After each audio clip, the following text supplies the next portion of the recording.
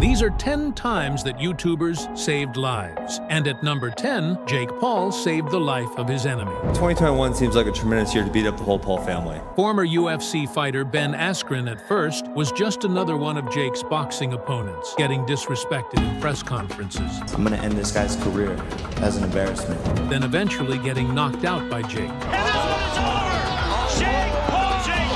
And after losing like that, years went by where Ben was completely disappeared until out of nowhere. News dropped that he'd been rushed to a hospital and was suffering from a case of pneumonia so severe that if he couldn't afford a massively expensive double lung transplant, he would die. Now, after the world heard about that scary situation, Jake didn't just give his prayers to Ben right after winning another fight. Hey, I just want to take a moment to say a prayer for Ben Askren. As soon as he heard that Ben's insurance wasn't willing to cover the giant $2 million transplant cost, Jake knew that he had to do something about it. It's just insane. Insurance is a fucking scam, and it's so sad. None of these people like Dana or anyone's stepping in, so I feel like I have to do something, and that's really all it is. And Jake wasn't lying, because he went on to donate a ridiculous $500,000 to Ben, allowing him to afford the potentially life-saving transplant he needed. So after going through a grueling 8-hour surgery in which he actually died not once, not twice, but 4 times during, not only did Ben somehow come back to life and make it through to give us his first update. So I only died 4 times. I ticker stopped for about 20 seconds. You know, the thing that was most impactful to me was all the love I felt from everybody. And it's almost like I got to have my own funeral. After weeks of difficult recovery, he's finally starting to feel like himself again. What's up, everybody? Update number, is this 12 or 13? At this point, I kind of feel like I'm bragging because everything's good. Everything's moving in a positive direction, starting to walk without a walker. So I got nothing but good news for you guys.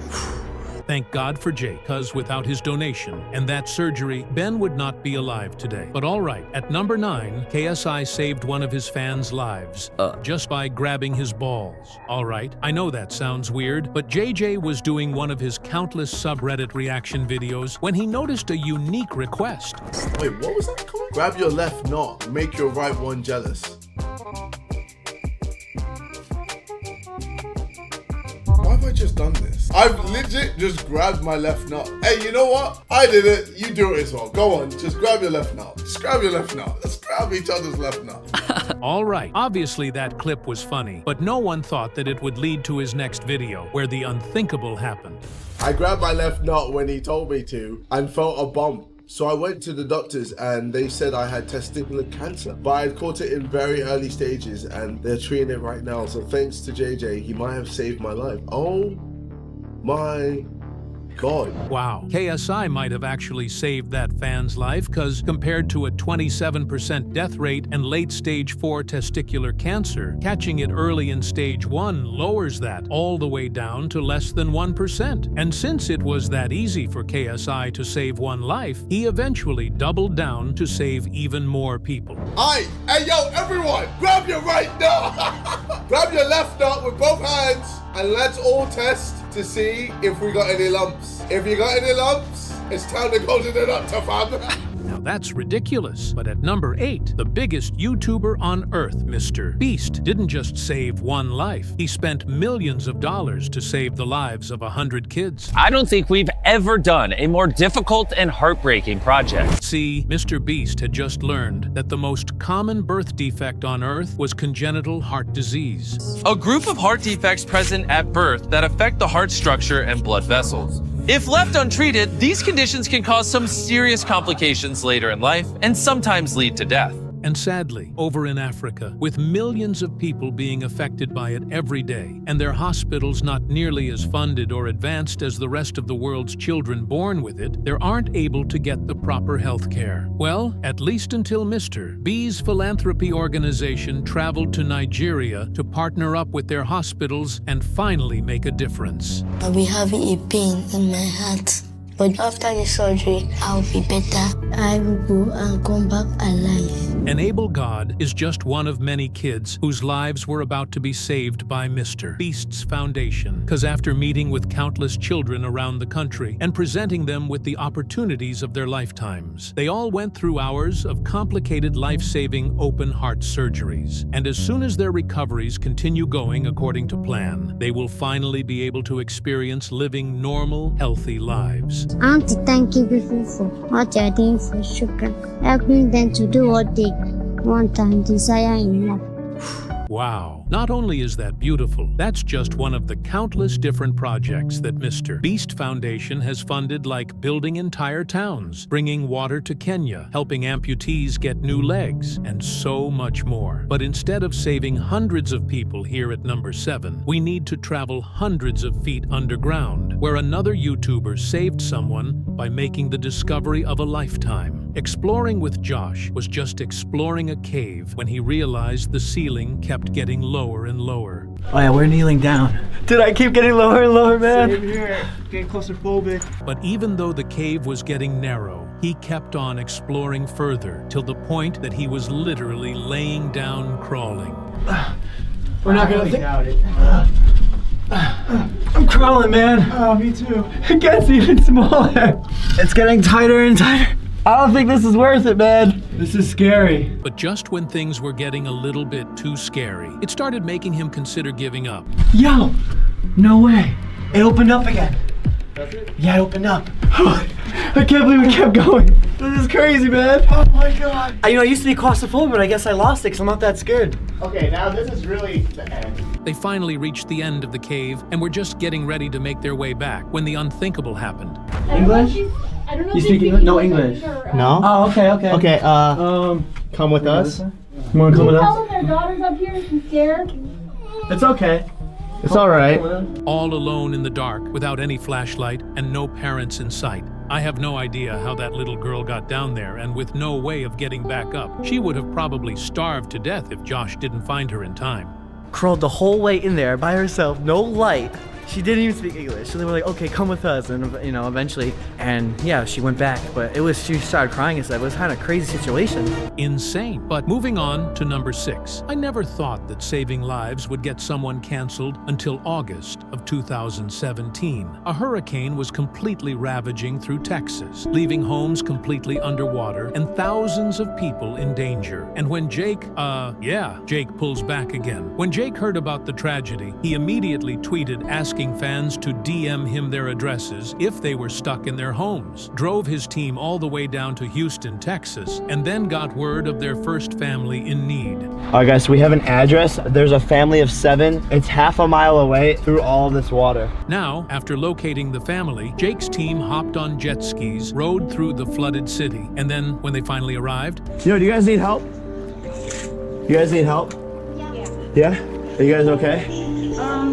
I'm trying to get out of here. Yeah, we have cedars. Okay. Yeah. All right. Follow me, guy. I got you. Come on, buddy. You okay, buddy? It's gonna be alright, alright? Alright, ready? I'm gonna pick you up. Alright, you're gonna get on the back of mine, alright?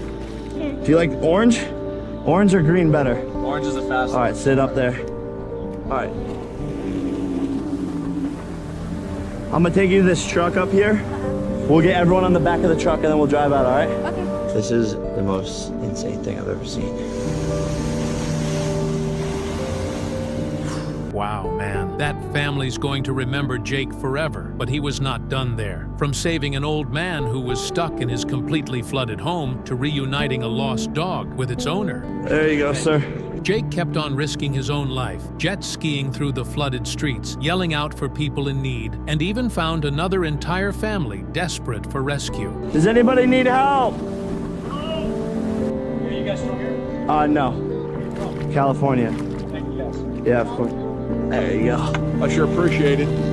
Now, all right, you'd think doing all that good work would get Jake praised, but instead, he got nothing but hate. From all the Twitter saying things like people lost their lives and Jake's just seeing views and money to Keemstar, saying that he didn't believe Jake would try to help anyone if there were no cameras recording him. There were even videos going viral saying that Jake was just using the tragedy for his own personal gain. And some of Jake's own fans were commenting on his own videos, criticizing his motives too. But honestly, regardless of his intentions, the man did help save lives at the end of the day. And he helped save Ben Askren earlier. So you got to give him props for doing it all regardless. But listen, sometimes YouTubers are not just saving human lives. Cause in number 5, some saved animals. The Stokes Twins are huge animal lovers. So when they heard that animal shelters all around America were so overloaded with abandoned animals that nearly every 90 seconds a dog or cat has to be put down, it was time for them to come to the rescue. We just adopted 100 pets, and today we're opening a free pet store. And after saving all those animals, they then transformed their house into an animal sanctuary with slides, a bunch of gourmet pet food, and of course, lots of toys to keep them happy, while the twins went out looking for their dream homes. This is literally puppy paradise. Oh my goodness. And all thanks to the twins' love and care. In a short period of time, 98 of those adorable animals were adopted into loving families and were able to enjoy the rest of their lives happily ever after. So, with just 2 animals left. So not only did we adopt the remaining pets for ourselves, but we also donated $100,000 to help save pets in need. Because remember, pets may just be in a small part of our lives, but to them, you're their whole life. Wow, man. All 100 of those animals were saved. How beautiful. Shout out to the Stokes Twins, man. But at number 4, thousands of feet up in the sky, a doctor turned YouTuber joined the Mile High Club. I'm just kidding. All right, he actually saved someone's life up there. 14 million subscriber YouTuber Dr. Mike is just chilling in the middle of a flight, and all of a sudden... We're about 2 hours into the flight. We're over the Atlantic Ocean, and the flight attendants make that announcement. Is there a medical professional on board? 35,000 feet above the ocean, with absolutely no landing strip in sight. A passenger on Dr. Mike's flight came down with a dangerous allergic reaction. He's a young guy, and he tells me that he's starting to have some swelling in his hands. And when I look at it, I see hives are present.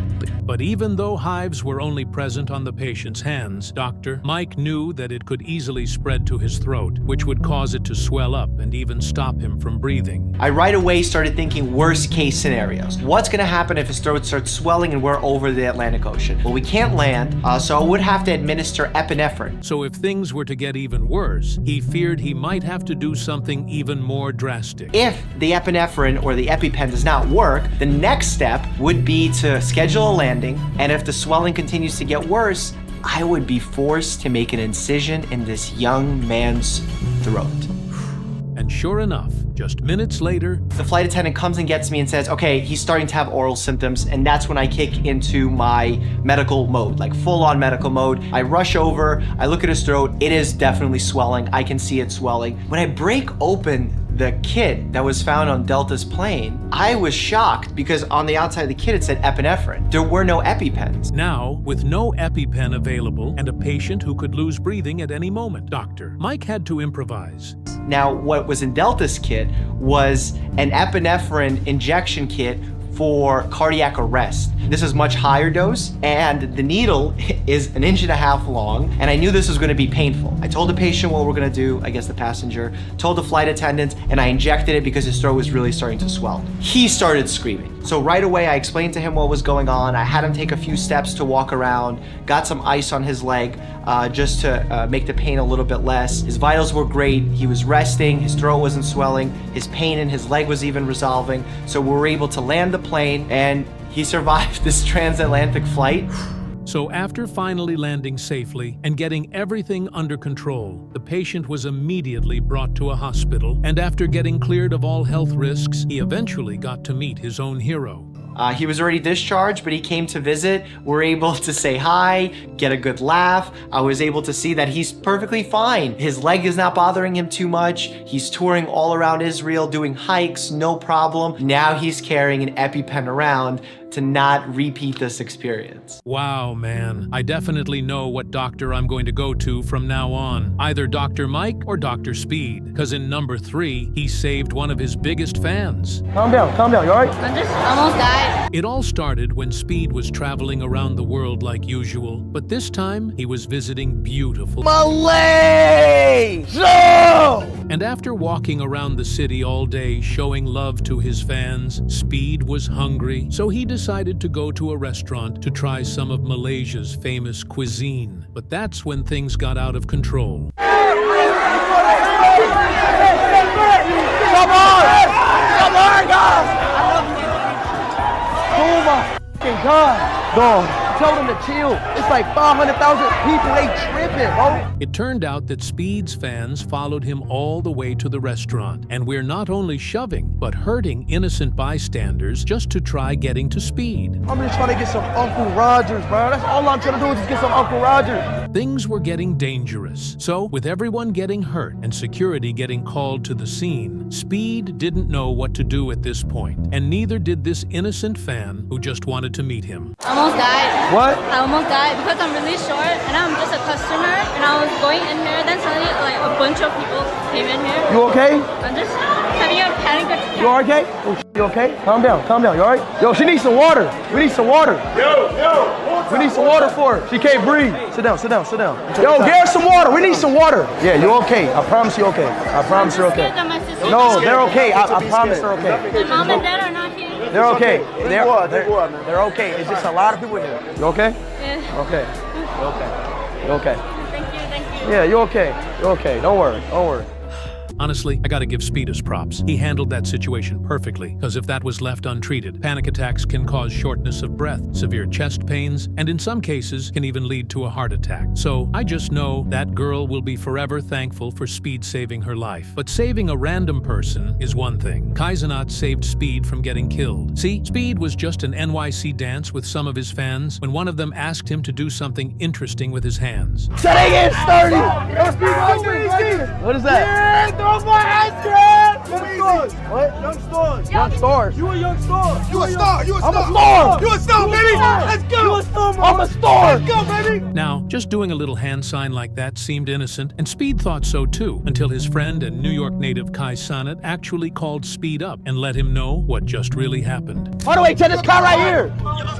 Yo. Go somewhere private real quick. Go somewhere private with the camera. Bro, whatever they telling you to throw up, don't throw that shit up, bro. Okay. Whatever they telling you to throw up, any game. No. I put the middle finger. Alright. Alright, just don't throw, just whatever I'm telling you right now, you good. I'm just saying, just don't throw nothing up, bro. Okay, alright, okay. Don't throw up anything, y'all. Whatever they say, do not throw up anything, y'all. It turned out that what those kids had Speed throw up with his hands was actually a dangerous New York gang sign. Just like how Pop Smoke is always throwing up Woo, 6ix9ine is always throwing up Treyway. These symbols they're making with their fingers are essentially putting it out there for everyone to know what gang that they really belong to. And with Speed actually being in NYC, if a rival gang had seen him do that sign with his fingers, they would have immediately thought he was actually part of the gang, and he could have gotten robbed, or even worse, he could have potentially lost his life. So, thank God for Kai stepping in, man. Now, alright, last but definitely not least, this final YouTuber realized that his own YouTube videos actually saved someone's life after getting sent some emotional fan mail. This is like, I'm not trying to get like emotional here, but like, this is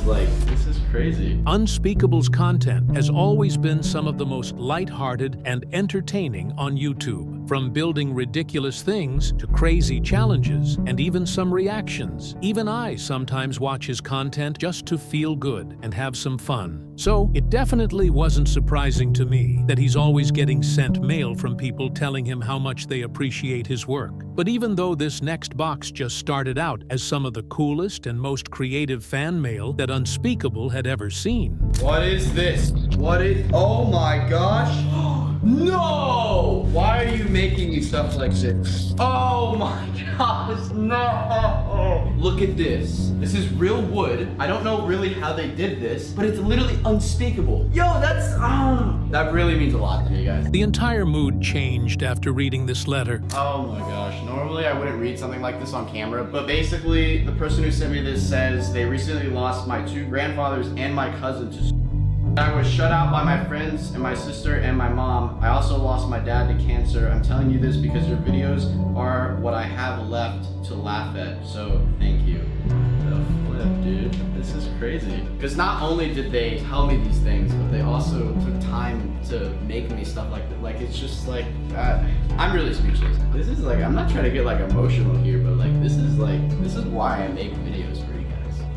Without Unspeakable's content, who knows what could have happened to that fan? And honestly, making content that makes viewers feel good about themselves or just have a good time should be every YouTuber's goal. Because that's honestly what YouTube's all about, man. Well, I mean, at least that's why I do it. I don't make videos like these for myself, man. I do it all for you.